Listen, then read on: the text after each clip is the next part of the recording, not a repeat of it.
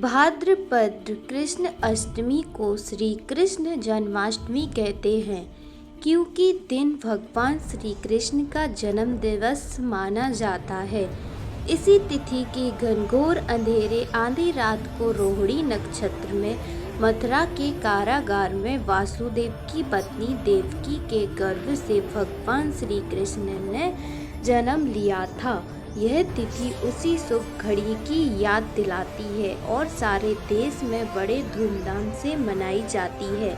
जन्माष्टमी के दिन भगवान श्री कृष्ण की जनन संबंधी कथा भी सुनते सुनाते हैं। द्वापर युग में भोजवंशी राजा उग्रसेन मथुरा में राज्य करता था। उसके अतात्य पुत्र कंस ने उसे गद्दी से उतार दिया और स्वयं मथुरा का राजा बन बैठा।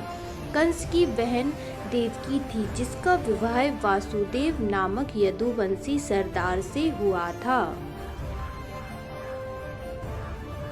एक समय कंस अपनी बहन देवकी को उसके ससुराल पहुंचाने जा रहा था।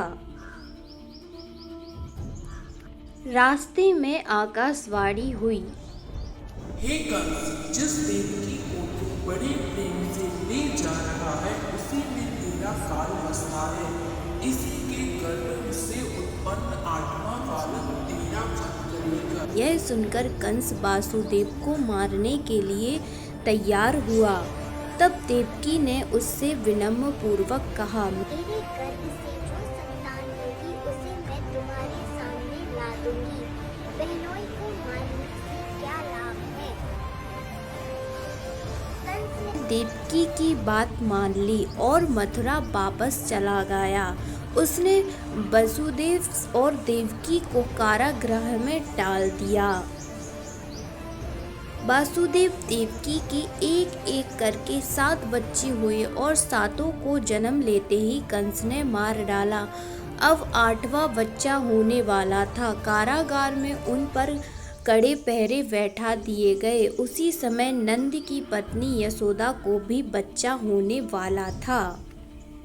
उन्होंने वासुदेव देवकी के दुखी जीवन को देख 8वें बच्चे की रक्षा का उपाय रचा। जिस समय वासुदेव देवकी को पुत्र पैदा हुआ, उसी समय संयोग से यशोदा के गर्भ से एक कन्या का जन्म हुआ, जो कि माया थी। जिस कोठरी में देवकी वासुदेव कैद थे, उसमें अचानक प्रकाश हुआ और उनके सामने शंख चक्र गदा धारण किए चतुर्भुज भगवान प्रकट हुए। दोनों भगवान के चरणों में गिर पड़े। तब भगवान ने उनसे कहा, तुम मुझे इसी समय अपने मित्र नंदी जी के घर वृंदावन में भेज आओ और उनके यहाँ जो कन्या जन्मी है उसे लाकर कंस के हवाले कर दो। इस समय वातावरण अनुकूल नहीं है, फिर भी तुम चिंता ना करो। जागते हुए पहरेदार सो जाएंगे, कारागृह की फाटक अपने आप खुल जाएंगे और उफलती अथाह यमुना भी बह जाएंगी। उसी समय वासुदेव नवजात शिशु रूप श्री कृष्ण को सूप में रखकर कारागृह से निकल पड़े और अथाह यमुना को पार कर नंदी जी के घर पहुँचे। वहाँ उन्होंने नवजात शिशु को यशोदा के साथ सुला दिया और कन्या को लेकर मथुरा आ गए। अब कंस को सूचना मिली कि वासुदेव देवकी को बच्चा पैदा हुआ है।